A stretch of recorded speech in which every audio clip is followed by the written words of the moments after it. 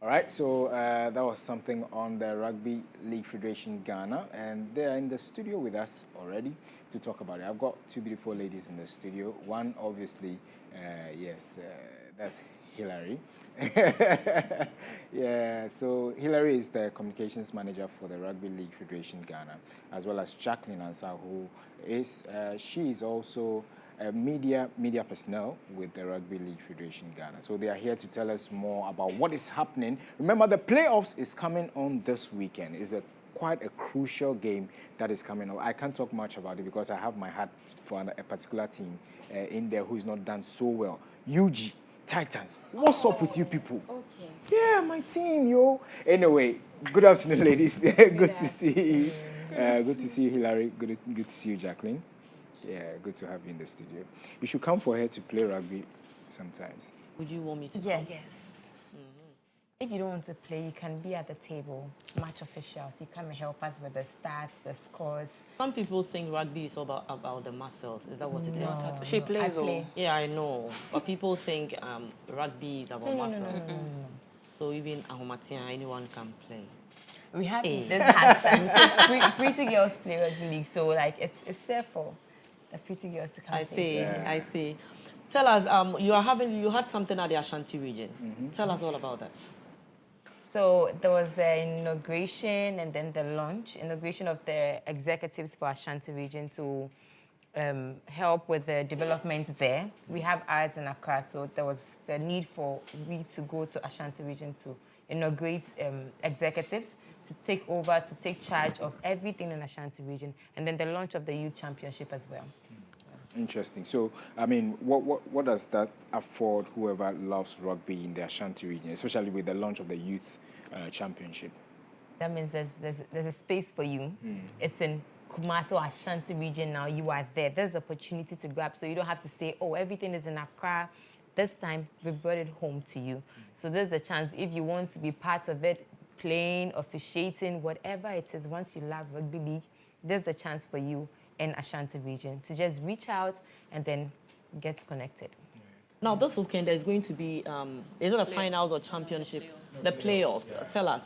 So we have two clubs who have met twice already. So it's going to be their third time meeting. That's Bulls and then Tigers.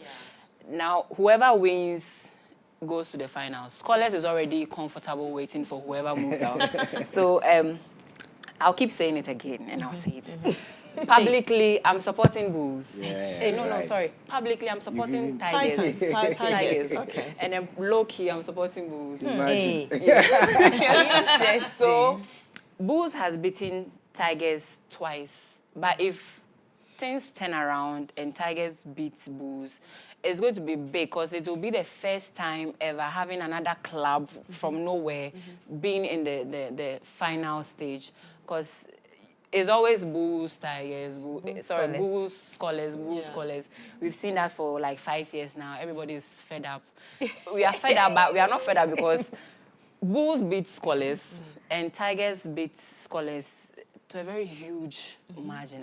It's still that it baffles my mind till now. Okay.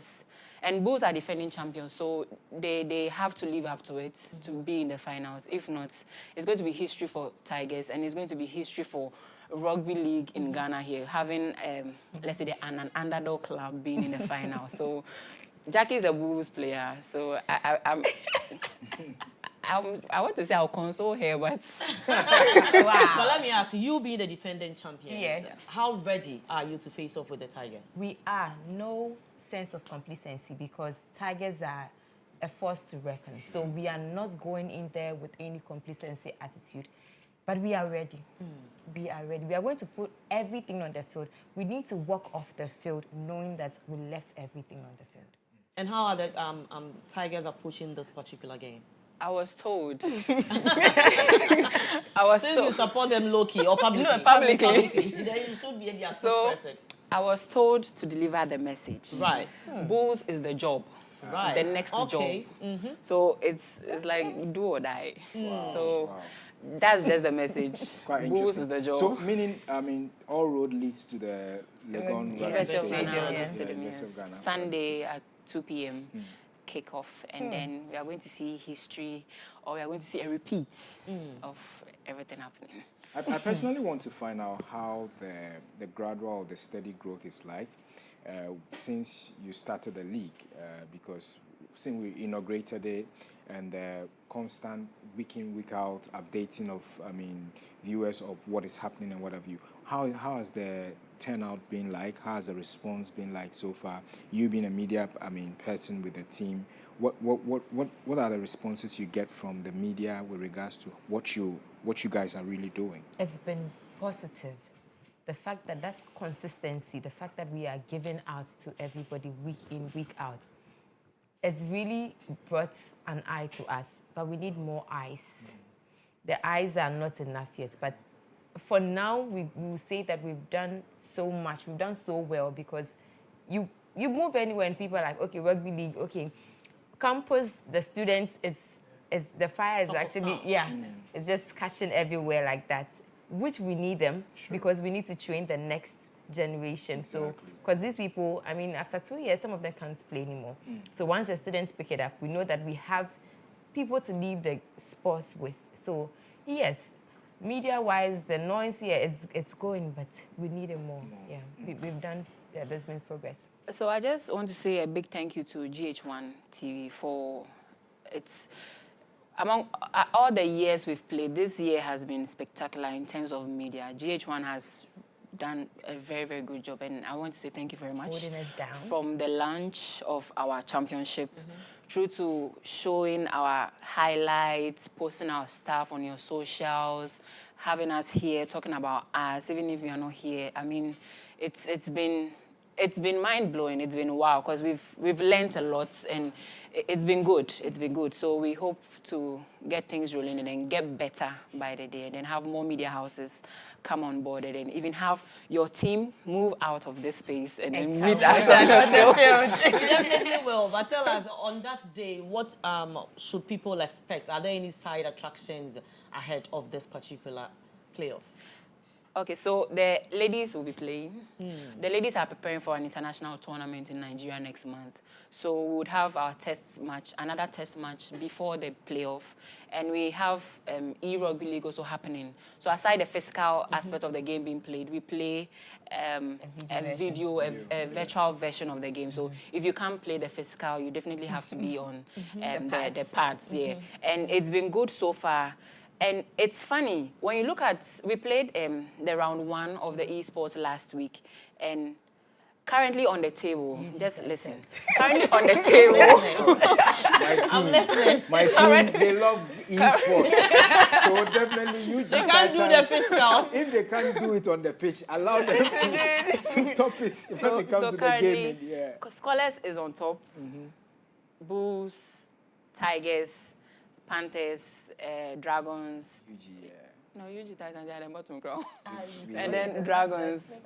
The E2 you can't do. But in the E, it's like the table turned upside down. The E is where we are. Upside down. Turned upside down. So you have in the esports, Dragons are leading, Panthers, and then UG Titans are leading. They are still third, so you should be happy. Yeah. So it's a sport for everyone. We make avenues for everyone, and it's been good.